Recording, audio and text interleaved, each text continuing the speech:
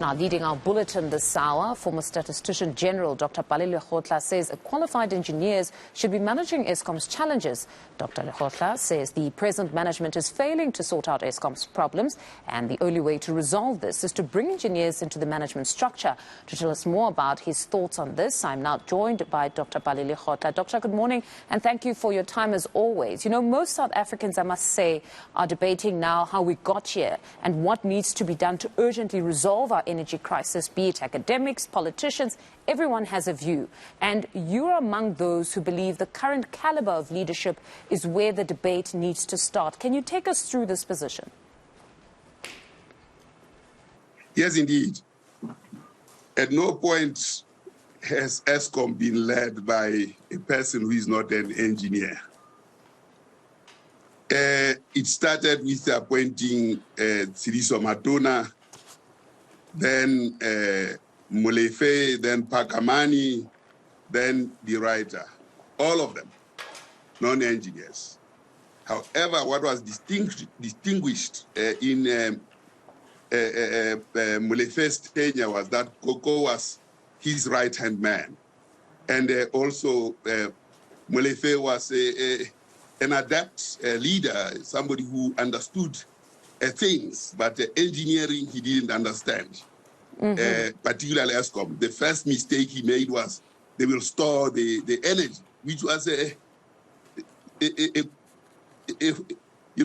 problem of a person who is not an engineer. But he soon corrected that and learned fast. But you are still bound to fail when it comes to the detail of leading an engineering business such as Eskom. So now we have gone and appointed so many, including the late Mabuza, may his soul rest in peace, to be both the chair of the board and also the executive of a complex system. It just shows the naivety of Pravin Gordhan, who himself has been such a wonderful person at SARS. How we could make those kinds of appointments and mistakes, it's terrible. But even your it's statement like appointing alone. anybody in as a head of statistics who is not a statistician. Fair enough, but even your statement alone, your opening statement suggests that there could be exceptions, because you went on to touch on Brian Molefe and say, nevertheless, he was a leader that could adapt to the situation and lead with the right people working under him. So meaning it's not always... No. It is always that way. It couldn't. Molefe was bound to have a problem because he's not an engineer. The detail in the engineering space require the person who is competent in the engineering. He was going to be bound to fail. And then he was just lucky. Then what of those analysts? He had the attributes, but he was going to fail. Apologies for interjecting. Then what of those analysts that go on to say that the problem at Eskom predates an Andre de Ruyter? It's far too complex. That others even go on to say that if we want to be honest about the problem, it dates back many years to the Thabo Mbeki era, where he was warned in the early 90s of a situation that those power stations built in the 60s and 70s were now getting old. He perhaps needed to consider part privatization to ensure that government is not the only one footing the very huge bill for building these power stations. But at that point, he didn't heed that call. So what do you make of that particular argument, that this dates back many years, and had the right decisions been made then? Because it seems there was a political consideration here where the left-leaning ANC members convinced Thabo Mbeki at the time not to take that route, and we decided to take on this big project ourselves to build, which has cost us billions. No, there are 2 points you are making. One is there was delayed intervention, which is true. And the former president accedes to that they should have listened. There is a second point, which is the big build. The big build, obviously, you employ private sector to construct these things. The problem has been in the management of that process, not the ownership of the stations. It was the same private sector that actually messed up in terms of just the build. So we can't, and then of course we had some load shedding in 2008, But government had actually responded to this. The latter-day problems have nothing to do with the response of 2008. They have to do with appointing the wrong people at the top. But they inherited the debt. It's actually allowing. But they inherited the debt because of that big build. And we know what happened with corruption, the inflating of costs. It's not that we're doing his bidding, but we're saying that if we are to resolve the problems, perhaps we need to get to the genesis of it to meaningfully resolve it and say where it really starts. Does it start with the Reta, or really he's now trying to handle a mess that dates many, many years and many poor decisions along the way? The writer cannot solve the problem of this because he doesn't have engineering. The first thing he does has been to concentrate on paying the debt. And he paid 80 billion and we don't have electricity. What we put the writer there to do was to produce electricity. Instead, he went and dealt with the debt. The problem, the genesis of the debt is also a wrong thing. That you go to the markets to borrow when we have so much money in pensions, in public servants' pension. We have 2.8 trillion rands that we could borrow from rather than go to the markets. You cannot sponsor a strategic investment such as Eskom on open markets. We can use, by the way, bail borrowed was given 16 million rands by government in 1923 to build Eskom. Today, we are 1 year shy of a century from that, and we went to the markets to borrow instead of using the piles of money that we have from pensions. Obviously, I wouldn't want my money, my pension to be touched by the corrupt. That's something that has to be dealt with. Yes. But the choices of borrowing, our fiscal policies are wrong, terribly wrong to go to the markets when you can actually borrow in local currency from local reserves. What's difficult about that? Then now, to the government is saying, yes, we are putting... The solutions are we should, for a build of Eskom, particularly nuclear, borrow from our own resources. We shouldn't go to the open markets. Because this is strategic and it has to serve the poor and industry. We must use the heavy, as the Qin dynasty of China says, to shoot at the light, not the light to shoot at the heavy. That's what we should do. And then, of course, the writer has to go off from there. He's not an engineer. The chair of the board must leave. They are not engineers, and we get engineers to do the work. Now, speaking of engineers, you're somebody that has said perhaps you need to bring Matsila Koko back. And you've been quoted as saying that bring him back. If there's something that he needs to be arrested for, he'll be arrested a bit later if there is indeed something. Talk to me about that, because I know Matsila Koko has expressed on numerous occasions that he's moved on and would never return to Eskom. There's no desire on his part. So would that be the only person that you've identified now that could probably steer this ship? Let me take a step back. The idea that government is calling everybody to come and help is devoid of strategic thinking. People who are important and understand engineering, many of them nuclear scientists and so on, are busy with other important things. They can't come and be led by the writer. They will not accept that.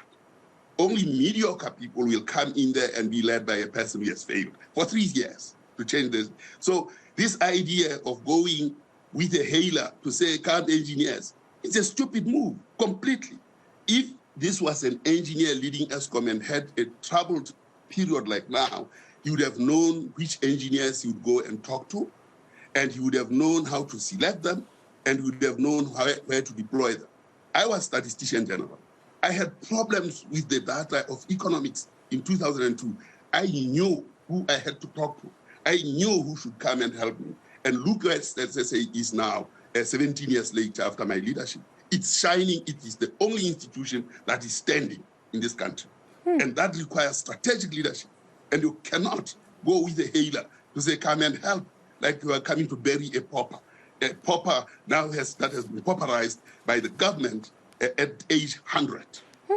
No, you honestly paint a very dismal picture. It's a very scary one because at least some people were pinning their hopes on this process of bringing in those skilled people that left Eskom. But you're saying of the 18, you believe it can only be mediocre individuals that would want to come back and be led by somebody who's not an engineer.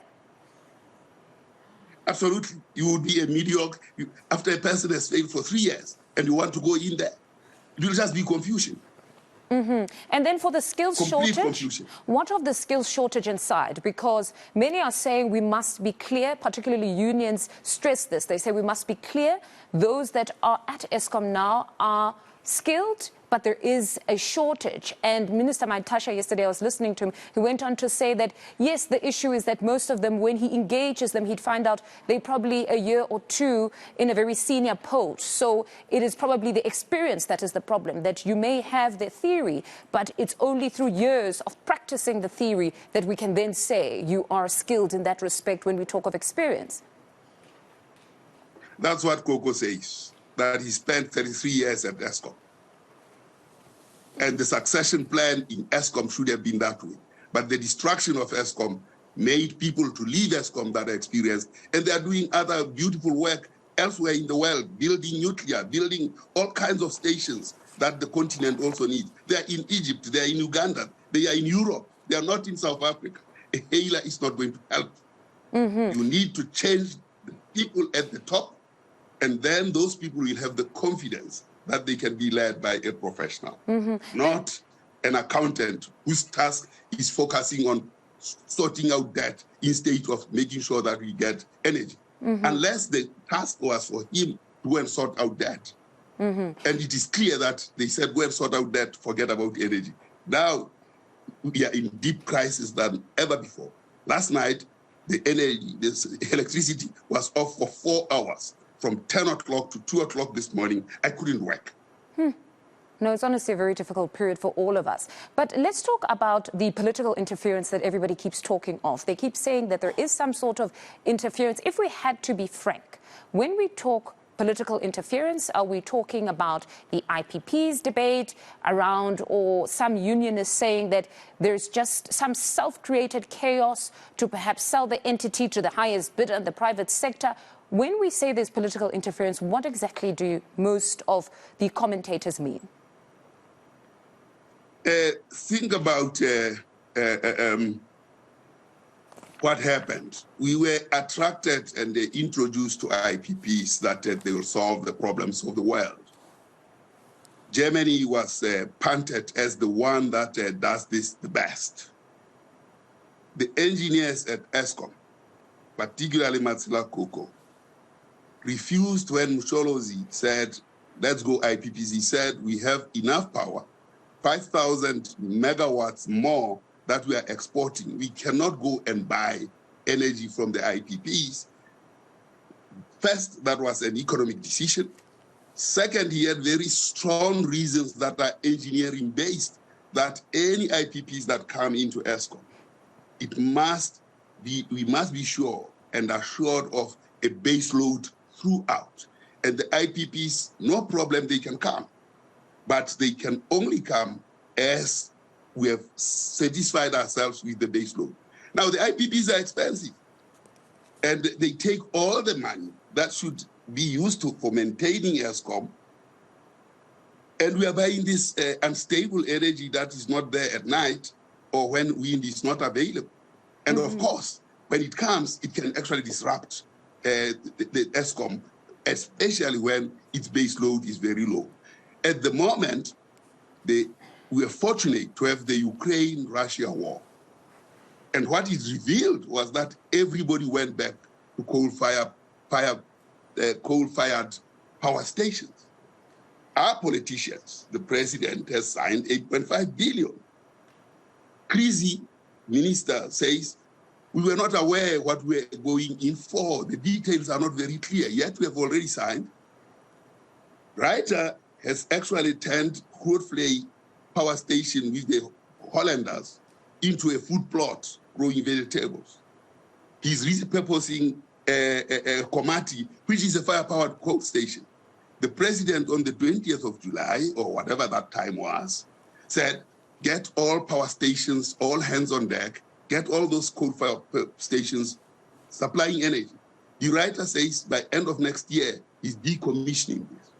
Who is actually fooling who in this space? In the meantime, we understand that Windows 5 or Windows 6 has opened, and now Treasury guarantees this unstable power and says, with our taxes, we'll pay you for the next 20 years on guaranteed pay, instead of guaranteeing a loan for Eskom to actually go nuclear and go coal, and then on top of that, then the possibility of IPPs.